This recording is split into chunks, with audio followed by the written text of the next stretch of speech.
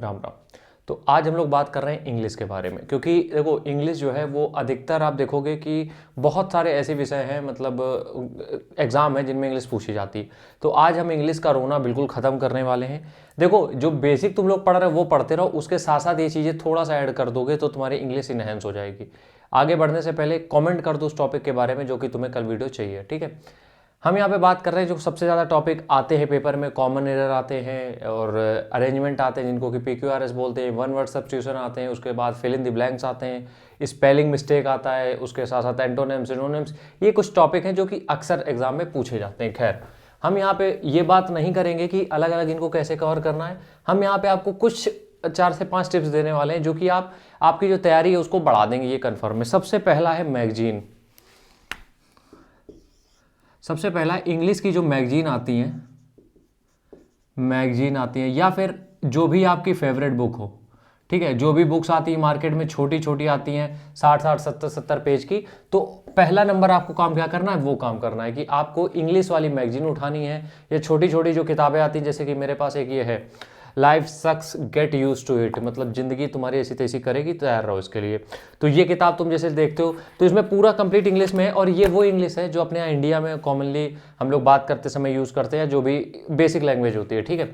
तो आपको क्या करना है, ये इस तरीके की किताबें खरीदनी है। अब 4 किताबें एक साथ मत मंगा लो, एक किताब मंगाओ, इसको ख़त्म करो और उसके साथ साथ दूसरी किताबें ले लो। मतलब जब ये खत्म हो जाता है दूसरी ले लो। इससे क्या होगा, सबसे पहली बात, सेल्फ ग्रोथ वाली किताबें खरीदो जिससे कि तुम्हारी थोड़ी सी पर्सनालिटी भी बदलेगी, और दूसरी चीज़ ये है कि इंग्लिश प्रिपेयर होगी। अब इससे क्या फ़ायदा मिलेगा, देखो क्या होता है कई बार कि हमारे सामने जो फिल इन द ब्लैंक्स होते हैं, कॉमन एरर्स होते हैं, इस तरीके के आ जाते हैं जो कि रूल हमने शायद ना पढ़े हों, तो उसमें ये काम आता है। अगर आप एक पैसेज इसका पढ़ रहे हो, जैसे इसमें लिखा है, the second thing we need to understand is that a lot of our ideas of happiness come from achieving something in the future, ठीक है। तो इस तरीके की जब ये लाइन पढ़ते हो तो आप इसमें देख रहे हो कि आपको एक पूरा सेंटेंस मिल रहा है। तो जब आपने इसको पढ़ा, अब आपके दिमाग में ये पूरा सेंटेंस कलेक्ट हो गया, ठीक है। अगर एग्जाम में इसी की तरीके रिलेटेड कोई भी ऐसा क्वेश्चन आ गया, कोई भी ऐसी लाइन आ गई, तो आपको पता है रिदम में आप बोलते चले जाओगे। और ये कब होगा, जब आप 4 से 5 नॉवेल या इस तरीके की किताबें खत्म कर लोगे। और यकीन मानो ये हो ही जाता है, ये हो जाता है आराम से। तो इस तरीके की किताबें जरूर खरीद लेना, बहुत काम आएंगी तुम्हारे, ठीक है। और ये किताबें कोशिश किया करो इनको रटना नहीं है।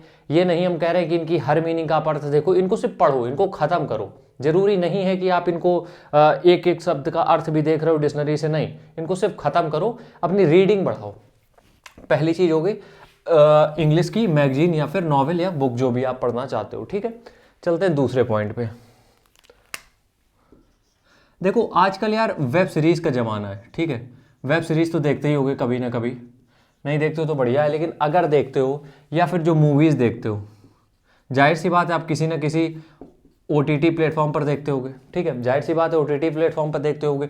तो जब भी ये तुम देखते हो तो इसमें एक ऑप्शन आता है सब टाइटल का।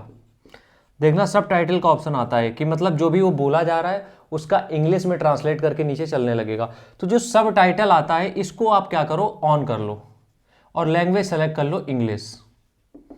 अब इससे होगा क्या, इससे आप मूवी तो देख रहे हो, वो जो टाइम जो जा रहा है उसमें कुछ ना कुछ तो काम का निकला है। तो उसमें क्या होगा, जब सब टाइटल आप देखोगे तो वो नीचे लिख के आ जाएगा। या फिर इसकी जो लैंग्वेज है, क्योंकि देखो क्या होता है, अगर डायरेक्ट आप इंग्लिश सेलेक्ट कर लोगे तो पिक्चर देखने में मज़ा नहीं आएगा, क्योंकि हम लोग तो हिंदी भाषी हैं। तो तुम्हें क्या करना है, तुम्हें करना यह है कि अगर हिंदी से ज़्यादा अच्छी लगती है तुम्हें तो हिंदी से मूवी देखो, लेकिन सब टाइटल ऑन कर लो इंग्लिश वाले।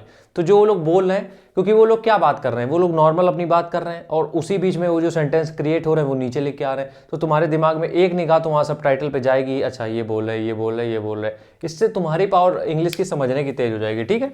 या तो फिर जो लोग थोड़े अंग्रेज हैं वो लोग, अंग्रेजी तो आती ही होगी, ठीक है, अंग्रेजी तो आती होगी, नहीं अगर आती है अंग्रेजी तो उसमें इंग्लिश में देखो मूवी, ठीक है। इंग्लिश में मूवी देखो, इंग्लिश वो मूवी नहीं, थोड़ा सा समझना बात को, क्योंकि हमें पता है हरकतें हैं तुम लोगों की, ठीक है। तीसरी चीज, न्यूज़पेपर। अब पता नहीं है कि कुछ लोगों को फैंसी लगेगा कि भैया न्यूज़पेपर अंग्रेजी का कहाँ झेलेगा, दैनिक जागरण पढ़ने वाले आदमी। थोड़ा सा बदलो अपने आप को। देखो क्या होता है कि जब तुम न्यूज़पेपर पढ़ते हो तो न्यूज़पेपर तुम्हारी एक हैबिट बिल्ड करता है। क्या करता है, एक हैबिट बिल्ड करता है। अब इससे होगा क्या, न्यूज़पेपर पढ़ने से 2 फायदे हैं। सबसे पहली बात, जब तुम हिंदी का न्यूज़पेपर पढ़ते हो तो उसमें क्या आता है, हिंदी के अगर न्यूज़पेपर पढ़ते हो तो उसमें पता चलता है कि कोनो इंस्पेक्टर के घर में चोरी हो गई, पूरी तिजोरी लुट गई, ठीक है, और बाप ने अपनी बेटी को ऑनर किलिंग में मार दिया, ठीक है। ये भी खबरें ज़रूरी है पढ़ना, नॉलेज होनी चाहिए, लेकिन ये सब आपके पेपर के पर्सपेक्टिव से थोड़ा सा कम इंपॉर्टेंट है। और इंग्लिश वाले जो पेपर आते हैं उसमें बिजनेस की बात होती है, फाइनेंस की बात होती है, या फिर कुछ ऐसे मुद्दे होते हैं जो वाकई में वैल्यू ऐड करते हैं सोसाइटी में। तो तुम क्या करो, इंग्लिश का न्यूज़पेपर ले लो, कोई भी ले लो, कोई भी न्यूज़पेपर लो, उसमें हम नहीं बता रहे हैं, जो भी तुम्हें लेना है उस तरीके का एक इंग्लिश का न्यूज़पेपर डेली पढ़ना चालू कर दो, ठीक है।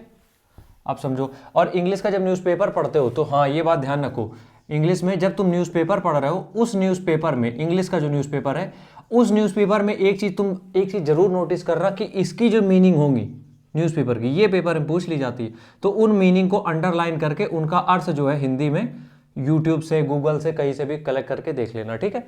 तो 3 काम तुमने कर लिए, दैट्स इट। अब चलते हैं अपने चौथे पॉइंट की तरफ। चौथा काम आपको क्या करना है? चौथा काम ये करना है कि कन्वर्सेशन, ज़्यादा अंग्रेज हो रहे हैं हम।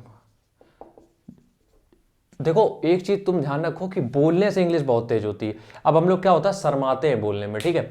तो या तो फिर तुम्हारे दोस्त इस तरीके के हों कि थोड़ा ठीक ठाक हो, भैया तुम्हारी तरीके तैयारी कर रहे हो, तो उनके साथ जब बात करो, शर्माने वाली बात नहीं है, हंसने वाली बात नहीं है, ये ज़रूरत है आज की। तो तुम लोग क्या करो कि इंग्लिश में बात किया करो, ठीक है। गलत होगी, कुछ इधर उधर होगा, सामने वाला तुम्हें समझाएगा, तुम सामने वाले को समझाओगे, लेकिन at the end of day दोनों का प्रॉफिट होगा, ठीक है। तो क्या करो, बातचीत जो करते हो वो इंग्लिश में करना चालू कर दो, ठीक है। बातचीत जो भी तुम बातचीत कर रहे हो वो इंग्लिश में करना चालू कर दो, इससे तुम्हारा बहुत फायदा होगा। तो ये जो चारों चीज़ें हैं, इनको तुम अपने, जो भी तुम अपना पढ़ रहे हो वो पढ़ते रहो, उसके साथ साथ ये चारों चीज़ें ऐड कर दो, और यकीन मानो तुम देखोगे उन किताबों से ज़्यादा तुम्हें इससे हेल्प मिल जाएगी, क्योंकि तुम समझने लगोगे कि कहाँ पे कैसे क्या चीज़ें यूज़ करनी है। लेकिन बेसिक रूल भी जरूरी, तो किताबें भी खत्म करो, इसके साथ साथ ये चीज़ें करो तो इंग्लिश में बहुत अच्छा स्कोर कर ले जाओगे। राम राम, जय हिंद।